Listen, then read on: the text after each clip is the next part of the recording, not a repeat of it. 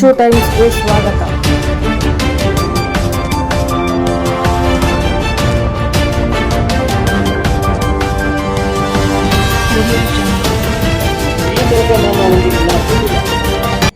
ಯಾಕೆಂದ್ರೆ ಈ ಸಮೃದ್ಧಿ ಮಂಜುನಾಥ್ ನಿಮ್ಮನ್ನ ವಿಧಾನಸೌಧದಲ್ಲಿ ತಗೊಂಡೋಗೋ ತನಕ ಖಂಡಿತವಾಗ್ಲೂ ನಿದ್ದೆ ಮಾಡಲ್ಲ ಅಂತ ನಿಮ್ಗೆ ಭಾಷೆ ಕೊಟ್ಟಿದ್ದೀನಿ. ಇವತ್ತು ನನ್ನ ಕ್ಷೇತ್ರ ಎಲೆಕ್ಷನ್ ಬಿಟ್ಟು ಕೂಡ ಚನ್ನಪಟ್ಟಣದಲ್ಲಿ ಸುಮಾರು 25 ದಿವಸಗಳ ಕಾಲ ನಿಮಗೋಸ್ಕರ ಹಗಲಿರುಳು ಕೂಡ ನಾವು ಶ್ರಮಿಸಿದ್ವಿ. ಭಗವಂತ ಎಲ್ಲೋ ಒಂದ್ ಕಡೆ ನಮ್ಗೆ ಕೈ ಕೊಟ್ಟಿದ್ದಾನೆ. ಮುಂದಿನ ದಿವಸ ಖಂಡಿತವಾಗ್ಲೂ ಅದಾಗಲ್ಲ. ನಮ್ದೇ ಆದ ಪ್ಲಾನ್ ಅಲ್ಲಿ ಇವತ್ತು ನಾವು ಹೊರಟಿದೀವಿ. ಖಂಡಿತವಾಗ್ಲೂ ನೀವೇನು ಜನರೊಂದಿಗೆ ಜನತಾದಳ ಕಾರ್ಯಕ್ರಮವನ್ನ ಇಡೀ ಕರ್ನಾಟಕ ರಾಜ್ಯದಲ್ಲಿ ಏನ್ ತಗೊಂಡು ಹೋಗ್ತಾ ಇದ್ದೀರಿ, ನಾನು ಇದೀನಿ ಅನ್ನೋ ಮಾತನ್ನ ಏನ್ ಎಗಲಿ ಕೊಡ್ತಾ ಇದ್ದೀರಿ, ಖಂಡಿತವಾಗ್ಲೂ ನಾವು ನಿಮ್ಮಿಂದ ಕೂಡ ನಾವು ಫಾಲೋ ಮಾಡ್ತಾ ಇದೀವಿ. ನಾನು ಕೂಡ ನಿನ್ನ ಅಭಿಮಾನಿ ಅಂತ ಹೇಳ್ತಾ ಸಾಕಷ್ಟು ವಿಚಾರಗಳನ್ನ ವೇದಿಕೆ ಮೇಲೆ ಹಂಚ್ಕೊಳ್ಳೋ ಮುಖಾಂತರವಾಗಿ ನಾನು ಬಂದೆ. ಆಕ್ಚುಲಿ ನಾನು 15 ದಿವಸಗಳಿಂದ ನಾನು ಕೋಲಾರದಲ್ಲಿ ನಮ್ಮೂರಲ್ಲಿಲ್ಲ, ವಿದೇಶಿ ಪ್ರವಾಸದಲ್ಲಿದ್ದೆ. ನೆನ್ನೆಲ್ಲ ಮೊನ್ನೆ ವಿಜಯವಾಣಿ ಪತ್ರಿಕೆಯ ಒಂದು ಆರ್ಟಿಕಲ್ ಓದಿದೆ ನಾನು. ಯಾಕಂತಂದ್ರೆ ಸಮೃದ್ಧಿ ಮಂಜುನಾಥ್ ಅವರು ಇದು ಹೈಕಮಾಂಡ್ ಒಂದು ಸಂದೇಶಕ್ಕೆ ಮತ್ತು ಅವ್ರ ಫೋನ್ಗೆ ಸಿಗ್ತಾ ಇಲ್ಲ, ಸಂಪರ್ಕ ಕಡಿದು ಹೋಗಿದ್ದಾರೆ ಅಂತ ಒಂದು ಮಾತು ನಾನು ಓದಿದೆ. ನಾನು ಮಾತು ಮಿತ್ರರಲ್ಲಿ ಒಂದು ಮನವಿಯನ್ನ ಮಾಡ್ತೀನಿ. ಸಮಾಜವನ್ನ ಕಟ್ಟಿರ್ತಕ್ಕಂಥ ನೈತಿಕ ಹಕ್ಕು ನಿಮಗಿದೆ, ಒಂದು ವ್ಯಕ್ತಿಯ ವ್ಯಕ್ತಿತ್ವವನ್ನು ತೋರಿಸತಕ್ಕಂಥ ಹಕ್ಕು ನಿಮಗಿದೆ. ಆದ್ರೆ ಕಾಂಗ್ರೆಸ್ ಏಜೆಂಟ್ ಲೈಕ್ ಕೆಲಸ ಮಾಡಬೇಡಿ ಅಂತ ಕೆಲವ್ರನ್ನ ಕೇಳ್ಕೊಂತೀನಿ. ಕೆಲವ್ರನ್ನ, ಎಲ್ಲರನ್ನಲ್ಲ, ಕೆಲವ್ರನ್ನ ವಾಸ್ತವಾಂಶ ಸುದ್ದಿಯನ್ನ ಎತ್ತಿಡ್ಬೇಕಾಗುತ್ತೆ. ಇದೇ ಸಮೃದ್ಧಿ ಮಂಜುನಾಥ್ ಕೋಮೂರ್ ಎಲೆಕ್ಷನ್ ಭರ್ಜರಿ ಜಾತ್ರೆ ನನ್ನ ಬಗ್ಗೆ ಬರಿಲ್ಲ ನೀವು. DCC ಬ್ಯಾಂಕ್ ನ ಎಗರು ಕೋಟಿ ಗೆಲ್ಸ್ಕೊಂಡ್ ಬರೀಲಿ ನೀವು. ಇವತ್ತು ಕುಮಾರನ್ ಜೊತೆ ಹೋಗಿ ದುಬೈಗೆ ಹೋಗಿ ಕಾರ್ಯಕ್ರಮ ಮುಗಿಸ್ಕೊಂಡು ನನ್ನ ಸ್ವಂತ ಮಕ್ಕಳಿಗೋಸ್ಕರ ವಿದೇಶಕ್ಕೆ ಹೋದಾಗ ಯಾಕೆ MLA MP ಹೆಂಡತಿ ಮಕ್ಳು ಇರುವುದಿಲ್ವಾ? ಅವ್ರ ಹೆಂಡತಿ ಮಕ್ಕಳು ಬೇಡವಾ? ಅವ್ರಿಗೆ ಬೇಡವಾ? ವಿದೇಶಕ್ಕೆ ಹೋದ್ ಮಾತ್ರ ಸಂಪರ್ಕ ಸಿಗ್ತಾ ಇಲ್ಲ ಅಂತಂದ್ರೆ ನಾನು ಏನ್ ಮಾಡಿ ಅಲ್ಲೊಂದು ಟವರ್ ಹಾಕ್ಸಿ ಬೇಡ ಅಂದ್ರೆ ಯಾರು ಅಲ್ಲ. ಏನೇ ನೀವು ಕಾಂಗ್ರೆಸ್ ಪಕ್ಷ ನಿಮ್ಗೆ ಗೊತ್ತಿದೆ, ಕೋಲಾರ ಜಿಲ್ಲೆ ಕಾಂಗ್ರೆಸ್ ಪಕ್ಷ ಹೆಂಗ್ ಆಡ್ತಾ ಇದೆ ಆಟ ಅಂತ ಗೊತ್ತಿದೆ. ಅದ್ರ ಬಗ್ಗೆ ಧೈರ್ಯವಾಗಿ ಮಾಡ್ತಕ್ಕಂಥ ಹಕ್ಕು ನಿಮ್ಗಿದೆ, ಬಟ್ ಮಾಡ್ತಾ ಇಲ್ಲ. ಇವತ್ತು ಕಾಂಗ್ರೆಸ್ ಪಕ್ಷ ದಲಿತರಿಗೆ ಯಾವ ರೀತಿ ನೋಡ್ತಾ ಇದೆ ಗೊತ್ತಿದೆ. ಅರೆ ದಲಿತರು ಸೇರ್ಕೊಂಡು, ಕೆಲವು ಬೇರೆ ದಲಿತರು ಸೇರ್ಕೊಂಡು, ನಾನು ದಲಿತ ಅಂತ ಡೂಪ್ಲಿಕೇಟ್ ದಲಿತ ಸೇರ್ಕೊಂಡು KH ಮುನಿಯಪ್ಪನ ಜಿಲ್ಲೆಯಿಂದ ಓಡಿಸಿದ್ರು. 45 ವರ್ಷ ಸುದೀರ್ಘ ರಾಜಕೀಯ ಮಾಡ್ತಕ್ಕಂಥ KH ಮುನಿಯಪ್ಪನ ಓಡಿಸಿದ್ರು. ಅಲ್ಲಿಂದ MP ಮುನ್ಸ್ವಾಮಿ ಓಡಿಸಿದ್ರು. ಈಗ next target SN Narayanaswamy, next ನಾನಂತ ಗೊತ್ತಿಲ್ಲ. ಇವತ್ತು ಕಾಂಗ್ರೆಸ್ ಅವರು ದಲಿತರನ್ನ ಯಾವ ಮಟ್ಟಿಗೆ ನಡ್ಕೊಂತ ಇದ್ದಾರೆ, ಯಾವ ಮಟ್ಟಿಗೆ ಮಾತಾಡ್ತಾವ್ರೆ, ಅದ್ರ ಬಗ್ಗೆ ನೈತಿಕವಾಗಿ ಮಾತಾಡ್ತಕ್ಕಂಥ ಹಕ್ಕು ನಿಮ್ಗಿದೆ, ಬಟ್ ಮಾತಾಡ್ತಾ ಇಲ್ಲ.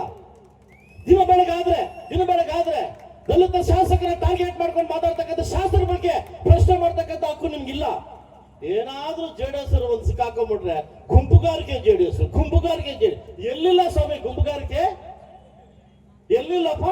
ಹೌದಾನೆ, ನೀ ಟೆನ್ಷನ್ ತಗೊಂಡ್ರೆ ಶುಗರ್ ಬರೋದು, ನಿಮ್ ಟೆನ್ಷನ್ ತಗೊಂಡ್ರೆ ಶುಗರ್ ಬರ್ತದೆ. ನನ್ನ ಮಗನದ ಯಾವ ಎಲೆಕ್ಷನ್ ಹೋದ್ರೆ ಏನು ಇದ್ರೆ ನಿನ್ಗೆ, ನಿಮ್ ಟೆನ್ಷನ್ ತಗೊಂಡ್ರೆ ಶುಗರ್ ಬರಲ್ಲ, ನನ್ನ ಟೆನ್ಷನ್ ತಗೊಂಡ್ರೆ ಶುಗರ್ ಬಂದಿದೆ ಅಷ್ಟೇ. ಇವ್ರ ಪೋತೆ ನೀಕೇವಿ, ಇವ್ರ ಪೋತೆ ಮನಿಕೇವಿ, ರಾವಯ್ಯ ಓದ್ತಾರಕೇನೆ ಇದಲ್ಲ. ಯದ್ಭಾವಂ ತದ್ಭಾವಂ. ನೀನ್ ಕೊಡಕ್ಕಿಂತ ಮುಂಚೆ ನಾನೇನ್ ಕೊಟ್ಟೆ ಅನ್ನೋದು ಬೇಕು.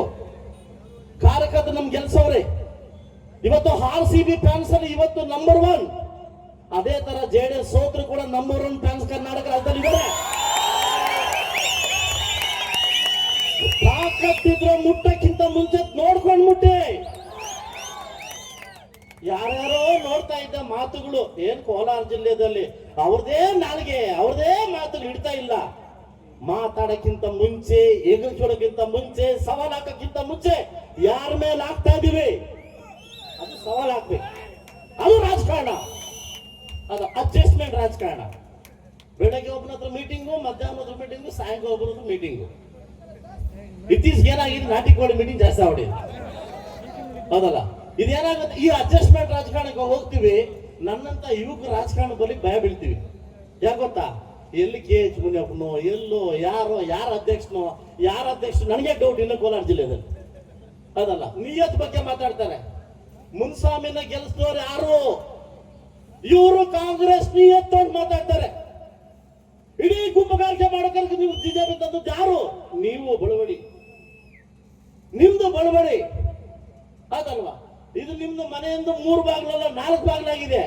ನಿಮ್ಮನೆ ಬಾಗಿಲು ಮಾಡೋದು ಬಿಟ್ಟು ಇನ್ನೊಬ್ಬರ ಬಗ್ಗೆ ಟೀಕೆ ಮಾಡೋದು ಬಿಟ್ಟು ನಿಮ್ಮ ಅಭಿವೃದ್ಧಿ ಕೆಲಸನ ಏನ್ ಮಾಡಿದ್ರನ್ನ ಬಿಟ್ಟು ಇವರ ನಮ್ಮ ಹೇಳ್ತಿದ್ರು, ನಮ್ಮ ಸಾಹೇಬ್ರು ಹೇಳ್ತಾ ಇದ್ರು, ಈ ಸರ್ಕಾರ ಕಮಿಷನ್ ಸರ್ಕಾರ ಅಂತ. ಈ ಸರ್ಕಾರ ಕಮಿಷನ್ ಸರ್ಕಾರ ಅಲ್ಲ, ಪರ್ಚೇಸಿಂಗ್ ಸರ್ಕಾರ. Purchase give and take policy ಕೊಡು, ತಗೊಂಡೋಗು, ಯಾರು ಬೇಕೋ ಕೊಡ್ಬೋದು, ತಗೊಂಡ್ಬರ್ಬೋದು ಅಂತ ಸರ್ಕಾರ. ಇವತ್ತು ನನ್ನ ಶ್ರೀನಾಥಣ್ಣ ಬೆಳಗ್ಗೆ ಫೋನ್ ಮಾಡ್ದೆ ನನಗೆ, ಏನಣ್ಣ ಕಾರ್ಯಕ್ರಮ ಇದೆ ಅಣ್ಣ ಅಂತಂದು. ಏನ್ ಮಾಡ್ತಿದ್ದೆ ಅಣ್ಣ? ಟೊಮಾಟೊ ಇಸ್ಕಿ ಇಸ್ಕಿ ಇಸ್ಕಿ ಸಾಕಾಗುದು ನನ್ನ ಮಗನಣ್ಣ ಅಂತಂದು. ನೀನು ಟೊಮಾಟೊ ಇಸ್ತಾನೆ ಇರೋಣ ನೀನು ಅಂತಂದೆ ನಾನು. ಯಾಕೆ ಇನ್ನೂ ಕೈ ಊರಿ ಬಂದಿಲ್ವಾ ಅಣ್ಣ? ಕೈ ಊರ ಬಬ್ಲೆ ಬಂದ್ಬಿಟ್ಟಿದೆ ನನಗೆ ಅಂತಂದ. ಇವತ್ತು ನಿಜವಾಗೂ ಸಂಘಟನೆಗೆ ಒತ್ತು ಕೊಟ್ಟು ಕೋಲಾರ ಜಿಲ್ಲೆಯಲ್ಲಿ ನಾವು 2 ಶಾಸಕರು, 1 MP, ಇನ್ನೊಂದು MLC, 4 ಜನ ಇದೀವಿ. ನಿಜವಾಗ್ಲೂ ಒತ್ಕೊಟ್ಟು ಸಂಘಟನೆಗೆ ಒತ್ತು ಕೊಟ್ರೆ ನಮ್ಮ ಮುಂದೆ ತಡ್ತಕ್ಕಂಥ ಶಕ್ತಿ, ನಮ್ಮನ್ನು ಬರ್ತಕ್ಕಂಥ ಗಂಡಸು ಯಾರು ಇಲ್ಲ, ಯಾರು ಇಲ್ಲ. ಇತ್ತೀಚೆಗೆ ಮಲ್ಲೇಶ್ ಬಾಬು ಅವ್ರ ಬಗ್ಗೆ ಒಂದು ಕಾಮೆಂಟ್ ಬಂದಿದೆ, ಏನಪ್ಪ MP ಬಂಗಾರಪೇಟೆಗೆ ಮಾತ್ರ ಸಿಗ್ತೈತಿ ನೋಡು. ಹೌದಾ ಸರ್? ಇತ್ತೀಚೆಗೆ ಕಾಮೆಂಟ್ಗಳು ಏನಪ್ಪ ಬಂಗಾರಪೇಟೆಗೆ ಮಾತ್ರ ಸೀಮಿತ ಅಂತ. ಆ ತರ ಇದ್ರೆ MP ಸರ್ ದಯವಿಟ್ಟು ಅವ ಪೊರೆ ತೆಗುತ್ತಲ್ಲ, ಪೊರೆ ತೆಗೆದು ಆಚೆಗೆ ಬನ್ನಿ, ನಿಮ್ಗೂ ವಯಸ್ಸಿದೆ, ನಮಗೂ ತೋರಿಸ್ಬಿಡುವ ಒಂದು ಆಟ, ಸೀರಿಯಸ್ ತೋರಿಸ್ಬಿಡುವ, ಅದಲ್ವಾ? ನೀವು ಈ ತರ ಇದ್ರೆ ಖಂಡಿತವಾಗ್ಲೂ ಆಗಲ್ಲ ಸರ್, ತಪ್ಪು ತಿಳ್ಕೊಂಬೇಡಿ. ನಿಮ್ಮನ್ನ ತುಂಬಾ ದೊಡ್ಡ ಮಟ್ಟಕ್ಕೆ ಗೆಲ್ಸಿದ್ವಿ. ಇವತ್ತು ನನಗೆ ಹೇಳ್ತಾ ಇದ್ರು, ಒಂದು ಪತ್ರಿಕೆಯಲ್ಲಿ ಬರ್ತಿದ್ರು, ಇನ್ನು ನಿಖಿಲ್ ಕುಮಾರಸ್ವಾಮಿ ಅವರಿಗೆ ಆಹ್ವಾನ ಇಲ್ಲ ಮುಳುಬಾಗಿಲಿಗೆ ಅಂತ. ಒಂದು ಮಾತನ್ನ ಕೇಳ್ಕೊಳ್ಳಿ, ನಾನು ಗೆದ್ದು ಕೂಡಲೇ ಕುಮಾರಣ್ಣಗೆ ಫೋನ್ ಮಾಡಿ, ಅಣ್ಣ MP ಎಲೆಕ್ಷನ್ ಒಂದು ಮಾತು ಕೊಟ್ಟಿದ್ದೆ, 40 ರಿಂದ 50 ಸಾವಿರ ಜನಕ್ಕೆ ಊಟ ಹಾಕ್ಬೇಕು ಒಂದು ಮಾತು ಕೊಟ್ಟಿದ್ದೆ, ಕಾರ್ಯಕರ್ತರಿಗೆ ಪೆಂಡಿಂಗ್ ಇದ್ದೋಗಿದೆ ಅಣ್ಣ. ಇಷ್ಟು ಜನ ಗೆಲ್ಸ್ಕೊಟ್ಟಿದ್ದೀನಿ, ಕೋಮಲ್ ಗೆಲ್ಸಿದ್ದೀನಿ, DC ಬ್ಯಾಂಕ್ ಗೆಲ್ಸಿದ್ದೀನಿ, ಬರ್ತಕ್ಕಂಥ ಚುನಾವಣೆ ಎಲ್ಲ ಗೆಲ್ಸ್ಕೊಡ್ತೀನಿ ಅಣ್ಣ, ದಯವಿಟ್ಟು ಬರಬೇಕು ಅಂದಾಗ ನನಗೆ 20-25ನೇ ತಾರೀಕು ಒಳಗೆ ಒಂದು ಡೇಟ್ ಕೊಟ್ಟಿದ್ದಾರೆ. ಆ ಡೇಟ್ ನಾನು ನಿಖಿಲನಿಗೆ ಹೇಳಿದೆ, ಅಣ್ಣ ಅಪ್ಪ ಬರ್ತಾ ಇದ್ದಾರೆ, ಆ ಜೊತೆಗೆ ದೊಡ್ಡ ಕಾರ್ಯಕ್ರಮ ಒಂದು 30 ರಿಂದ 40 ಸಾವಿರ ಜನ ಸೇರಿಸಿ ಒಂದು ಕಾರ್ಯಕ್ರಮ ಮಾಡ್ತೀರಣ್ಣ, ಜಿಲ್ಲಾ ಪಂಚಾಯತ್ ತಾಲೂಕ್ ಪಂಚಾಯತ್ ನಾನು ನಾಂದಿ ಆಗ್ಬೇಕಣ್ಣ, ನನ್ನ ಗೆದ್ದಿರ್ತಕ್ಕಂಥ ಎಲ್ರಿಗೂ ಸನ್ಮಾನ ಮಾಡ್ಬೇಕು ಅಂತ ಹೇಳಿದಾಗ, ಅಣ್ಣ ದಯವಿಟ್ಟು ನೀವು ಡೇಟ್ ಲೇಟ್ ಮಾಡುವಂತದ್ದು. ನಾನು ಅವ್ರ ಹತ್ರ ವಿದೇಶದಲ್ಲಿ ಕೂಡ ಫೋನ್ ಮಾಡಿ ಲೇಟಾಗಿ ಡೇಟ್ ತಗೊಂಡು ಕಾರ್ಯಕ್ರಮನ ನಿಗದಿಪಡಿಸಿದ್ವಿ. ಇವತ್ತು ನೈಟ್ ಕುಮಾರಸ್ವಾಮಿ ಅಣ್ಣವರು ನಂಗೆ ಡೇಟ್ ಕೊಡ್ತಾರೆ. ಸುಮಾರು ಎಲ್ಲಾ ಕಾರ್ಯಕರ್ತರಿಗೂ ನಾನು ಒಂದು 50 ಸವಾಲು ಹಾಕಿದ್ದೆ. ಇವತ್ತು ಸಮೃದ್ಧಿ ಮಂಜುನಾಥ್ ನಾಯಕನಲ್ಲ, ಬಿಲ್ಡಪ್ ಕೊಡೋ ನಾಯಕನಲ್ಲ, ಪೇಪರ್ ಸ್ಟೇಟ್ಮೆಂಟ್ ಕೊಡೋ ನಾಯಕನಲ್ಲ, ವರ್ಕ್ ಮಾಡ್ತಕ್ಕಂಥ ಶಾಸಕ ಅಲ್ಲ, ಸೇವಕ. ನಾನು ವರ್ಕ್ ಮಾಡಿ ತೋರಿಸ್ತೀನಿ. ನಾನು ಸುಮ್ಮನೆ ನಾನು ಡೂಪ್ಲಿಕೇಟ್ ಮಾತುಗಳು, ಇನ್ನೊಂದು ಮಾತು, ನಾನು ಏನ್ ಹೇಳ್ತೀನಿ ಅದೇ ಮಾಡ್ತೀನಿ. ಮಾಧ್ಯಮದವ್ರು ಒಂದು ಪ್ರಶ್ನೆ ಕೇಳಿದ್ರು, ಇಲ್ಲಿ ತನಕ 8 ವರ್ಷಗಳ ಸುದೀರ್ಘ ಅವಧಿಯಲ್ಲಿ ಎಲ್ಲಾದ್ರೂ ನಾನು ಡೂಪ್ಲಿಕೇಟ್ ಮಾತಾಡಿದ್ದೀರಾ? ಮಾತಲ್ಲಿ ಏನಾದ್ರು ಬೇರೆ ಮಾತಾಡಿದ್ದೀರಾ? ಇಲ್ಲ, ಮಾತಾಡೋದಿಲ್ಲ. ಯಾಕಂದ್ರೆ ನಾನು ವರ್ಕ್ ಮಾಡಿ ಮಾತಾಡಿ ತೋರಿಸ್ತೀನಿ. ಅದರಿಂದ ಇವತ್ತು ನನ್ನ ನಿಖಿಲ್ ಕುಮಾರಸ್ವಾಮಿ ನಮ್ಮನ್ನ ಇದಕ್ಕೆ ಬಂದಿದ್ದಾರೆ, ಜನರೊಂದಿಗೆ ಜನತಾದಳ. ನಾವು ಈ ತರ ಕ್ರೌಡ್ ಮಾಡಿ ಇನ್ನೊಂದು ಮಾಡಿ ಖಂಡಿತವಾಗ್ಲೂ ಆಡಿದಿಲ್ಲ. ಪ್ರತಿಯೊಬ್ಬ ಕಾರ್ಯಕರ್ತರು ಕೂಡ ಸದಸ್ಯನಾಗಿ ಈ ಪಕ್ಷಕ್ಕೆ ಬಲ ತುಂಬುವಂತ ಕೆಲಸವನ್ನ ನೀವು ಮಾಡ್ತೀರಾ ಅನ್ನೋ ಒಂದು ನಂಬಿಕೆಯಿಂದ ಇವತ್ತು ನಮ್ಮೂರಿಗೆ ಬಂದಿದ್ದಾರೆ. ಆ ಕೆಲಸವನ್ನು ಮಾಡಿ ಅಂತ ಹೇಳ್ತಾ, ಮುಂದಿನ ದಿವಸ ನಾನು ತಳಮಟ್ಟದಿಂದ ಕೂಡ ನಾವು ರಾಜಕಾರಣವನ್ನ ಸಂಘಟವನ್ನ ಮಾಡಬೇಕಾಗುತ್ತೆ. ನಮ್ದೇ ಅಂತ ಕಾರ್ಯಕರ್ತರು ನಾಯಕರು ನಮ್ಮ ನಂಬ್ಕೊಂಡಿದ್ದಾರೆ. ದಯವಿಟ್ಟು ಅದಕ್ಕೆ ಬಲ ಕೊಡಬೇಕು ಅಂತ ಜಿಲ್ಲಾಧ್ಯಕ್ಷರಲ್ಲಿ ಮನವಿ ಮಾಡ್ತಾ, ನಮ್ಮ MP ಯಲ್ಲಿ ಮನವಿ ಮಾಡ್ತಾ, ರಾಜ್ಯಾಧ್ಯಕ್ಷರು ಕುಮಾರಣ್ಣ ನಮ್ಮ ನಿಖಿಲಣ್ಣ ಮನವಿ ಮಾಡ್ತಾ, ಎಷ್ಟೋ ಜನ ಇವಾಗಲೂ ಕೂಡ ಸೋತ್ರು RCB ಅಂತಾರೆ. ಅದೇ ರೀತಿ JDS ಅಂತಕ್ಕಂಥ ಫ್ಯಾನ್ಸ್ ಇದ್ದಾರೆ.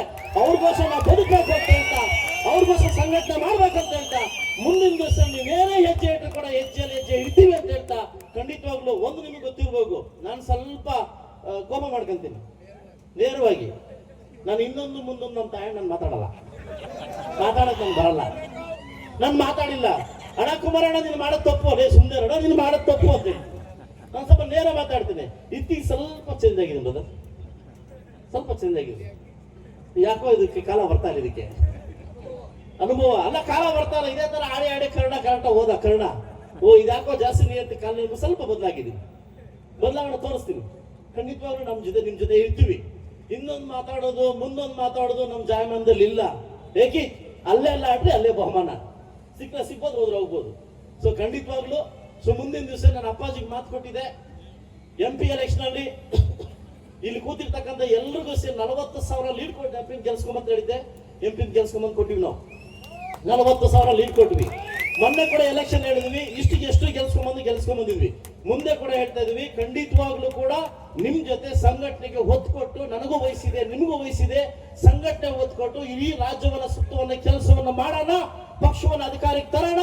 ಈ ಮುಂದಿನ ದಿವಸ ನಮ್ಮನ್ನು ಚುಡಾಯಿಸತಕ್ಕಂಥವ್ರಿಗೆ ಇದರಲ್ಲಿ ಉತ್ತರ ಕೊಡೋಣ ಅಂತ ಹೇಳ್ತಾ ಅವಕಾಶ ಕೊಟ್ಟಿರ್ತಕ್ಕಂಥ ತಮ್ಮೆಲ್ಲರಿಗೂ ಒಂದು ಸಲ ಮಾತು ಮುಗಿಸೋದು. ನಮಸ್ಕಾರ.